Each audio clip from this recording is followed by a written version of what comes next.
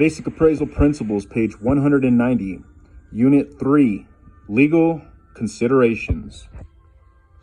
A person who wants to live in the building buys shares of stock in the corporation instead of renting or buying a unit. The building's residents are the corporation's stockholders. For example, a cooperative has a total of 33 units. There are 1, 2, and 3 bedroom units. The units on the west side of the building have a view overlooking the lake and are therefore valued higher than the units with no view. The units are assigned individual values running from 20 to 40 shares. The total value of the complex is 1,000 shares. Johnson wants to live in a 1-bedroom unit with no view. His unit is valued at 20 shares. He must purchase 20 shares of stock in the cooperative corporation. Davis wants to occupy a 2-bedroom unit with a view of the lake. Her unit is valued at 35 shares. She must purchase 35 shares of stock in the corporation. Each stockholder is given a proprietary lease for his or her particular unit.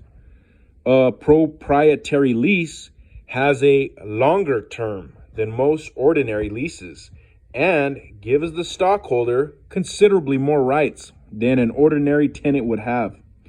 The lease typically does not state a fixed rental amount for the term of the lease. Instead, each year, the amount that will be needed to pay the property's expenses, the mortgage, insurance, operating expenses, and so on, is estimated.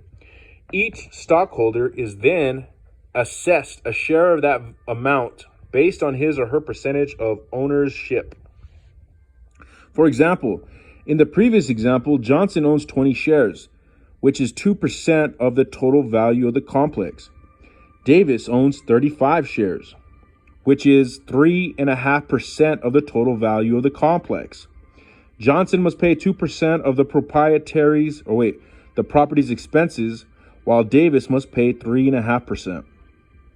In general, a cooperative is established by recording a declaration and a deed granting title to the property to the cooperative corporation.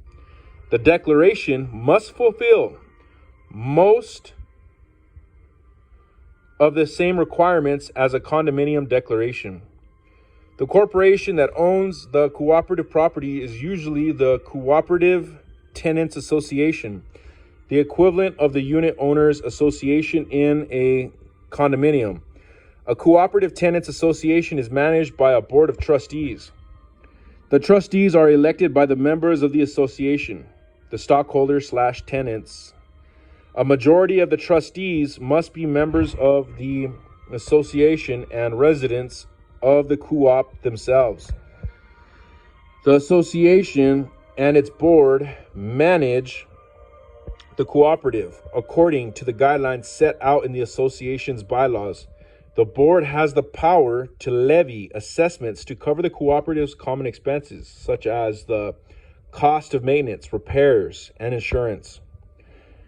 A member of a cooperative tenants association is not allowed to transfer an ownership interest in the association by selling shares of stock without also transferring the possessory interest evidenced by the proprietary lease in that member's cooperative unit.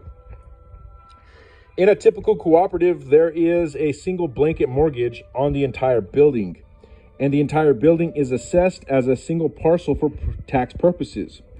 This is in contrast to a condominium, where each individual unit, along with its undivided interest in the common elements, is financed and taxed as a separate parcel of real estate. Page 191. The financial interdependence of all of the stockholders is one of the chief disadvantages of a cooperative.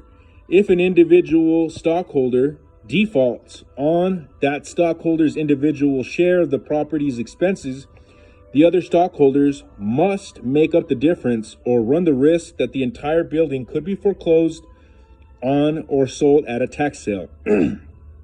They can then seek reimbursement from the stockholder who did not pay. The stockholder who still fails to pay can be terminated as a stockholder. Extra notes. In the world of estates, partition suit. Legal interest to divide a property if a family can't decide to separate. The court partitions.